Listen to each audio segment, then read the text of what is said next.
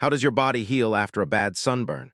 The process is more incredible than you think, involving a complex repair system that kicks in immediately to save your skin and body.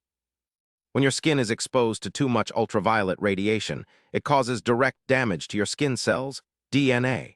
The blood vessels expand, which leads to the red, inflamed look and that familiar burning sensation.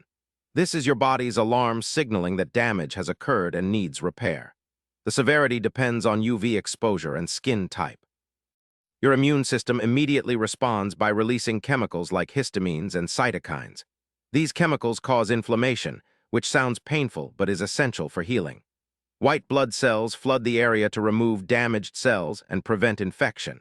This response also causes swelling and more redness, but it's key to your body's defense. After the inflammation calms, your skin begins regenerating. New skin cells form in the lower layers and push up to replace the dead, burned skin. This process can take several days to weeks, depending on the burn's severity. Peeling skin is a sign your body is shedding damaged cells to reveal fresh, healthy skin beneath. In the weeks following a bad sunburn, your body works on long-term repair by rebuilding collagen fibers, which give skin its strength and elasticity.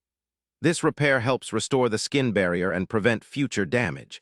However, repeated sunburns can cause lasting damage and increase skin cancer risk, so protecting your skin is crucial. Your body's healing after a bad sunburn is a remarkable process involving immediate alarms, immune defense, regeneration, and long-term repair. Understanding this can help you care better for your skin and prevent future damage. Hit subscribe for daily answers to questions you didn't know you had.